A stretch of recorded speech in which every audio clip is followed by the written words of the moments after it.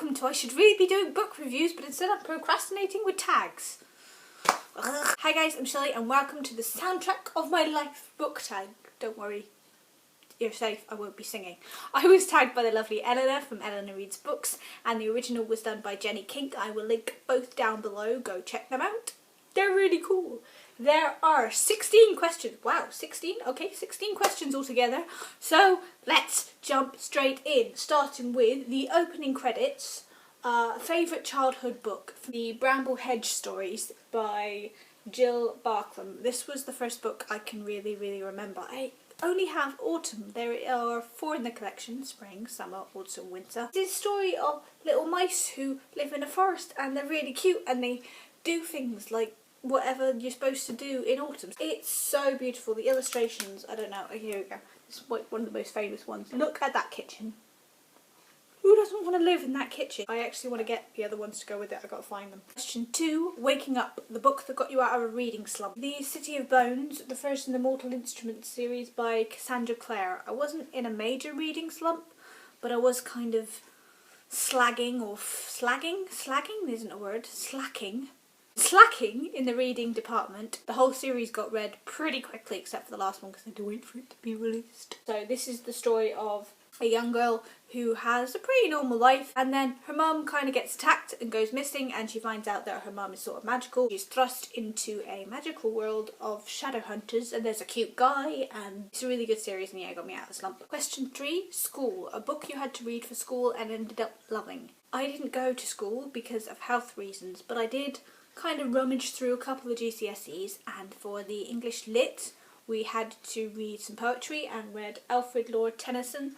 One particular poem that stuck with me, if I can just get it, was called Dark House, and it was about mourning a friend and going into their house. It got me into poetry. It opened my world to how much it can emotionally connect with you. I was going through a mourning period at the time because my nan had just passed away, and it was just perfect timing. Question 4, Falling in Love.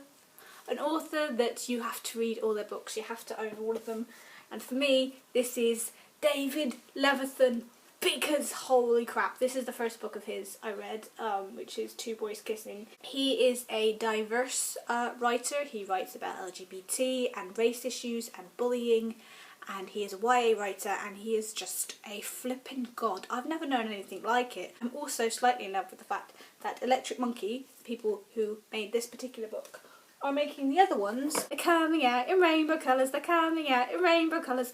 So I must own the whole set so that I can own Rainbow. Question 5, Fight, book with the best action sequence.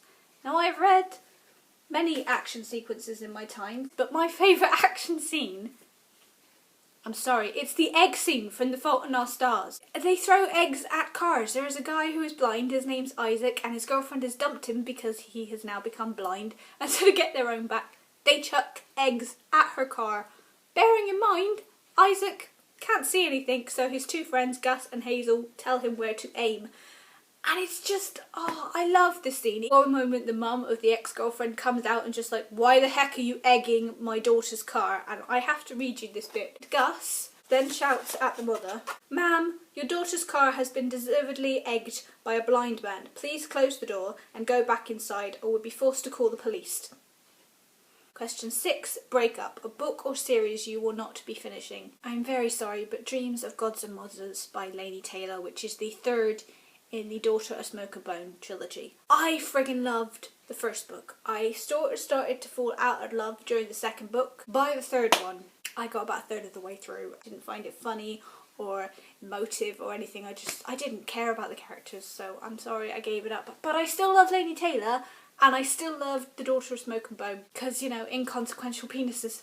Question 7, Hanging Out with Friends, a book that you will recommend to everybody, and I've picked Stargirl by Jerry Spinelli. This is a story about a young girl who is completely different to everybody else at her school. It's not told from her point of view, it's told from a guy who kind of gets to know her point of view and sees it from the outside and just thinks, oh my god, this girl is embarrassing. She's in high school and she doesn't dress like everybody else, she doesn't act like anybody else. If it's somebody's birthday, she goes up to the table and sings happy birthday to them. stuff it. It makes her happy. She really reminds me. She's Luna Lovegood. I gave this book to everybody I knew once I read it. I bought loads of second-hand copies and just sent them out to everybody because it's a brilliant book.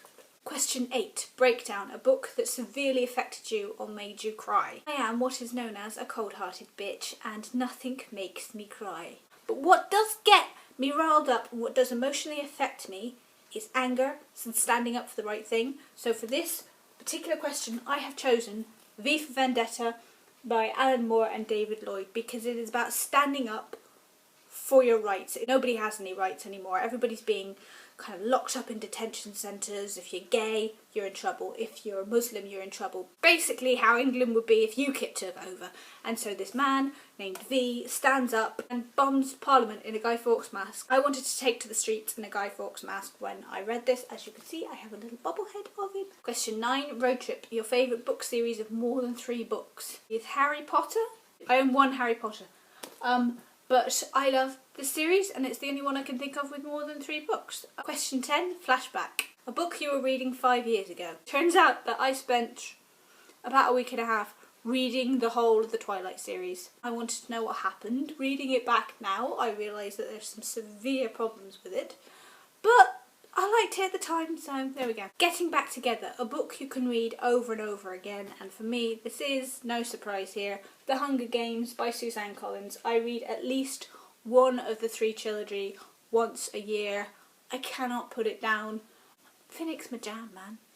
Question 12. Wedding, a book that means a lot to you. For this, I've chosen One Last Goodbye by Kay Gilderdale. This is her autobiographical story about her and her daughter, Lynn, who had ME, and I knew Lynn personally. She had very severe ME, and Lynn decided that she didn't want to be in that much pain anymore, so she tried to take her own life. And Kay, her mum, walked into the room and helped her. Assisted suicide. She helped her with assisted suicide and then was arrested for it because in this country it is illegal to help with suicide. But this is Kay's story about going through the process of being arrested and the courts while grieving your daughter who has just passed away. It also talks about Lynn's life and how she was affected by ME and how she was this beautiful effervescent woman and suddenly this illness just took everything from her. As I said, it's very dear to my heart. 1, because I knew Lynn. 2, because ME has affected me this way as well. It can be really, really bad and it can make you bedbound and be on life support machines and everything. And I believe in assisted suicide, and it also looks at that and looks into how some of the laws maybe should be changed. I realise not everybody believes in it and we all have different opinions and there should be more debate about this. So this book means a humongous amount to me because of that. But from that rather emotional moment, we go to Triumph, the longest book you have ever read. I looked up on Goodreads. It turns out it's Harry Potter and the Order of the Phoenix at about 800 odd pages. Didn't feel that long when I was reading it. Question 14, Death Scene, a book or series you wish had ended differently. For this, I am choosing The Time Traveller's Wife by Audrey Niffenegger. This is about a guy who time travels and his wife as he meets her through different times, when she's a little girl, when she's a teenager, when she's older. The last chapter, if you have read it, I don't agree with it. I think it should have just been left as it was. They have been meeting on and off all the time. He usually tells her when he's supposed to visit, and there's one last time he doesn't tell her he's going to visit and it just kind of knocks her sideways, and I sort of wish they hadn't done that. Question 15, Funeral, a book with the best or worst epilogue. So I think I'm going to have to refer to the question before and again go with The Time Traveller's Wife and the last chapter.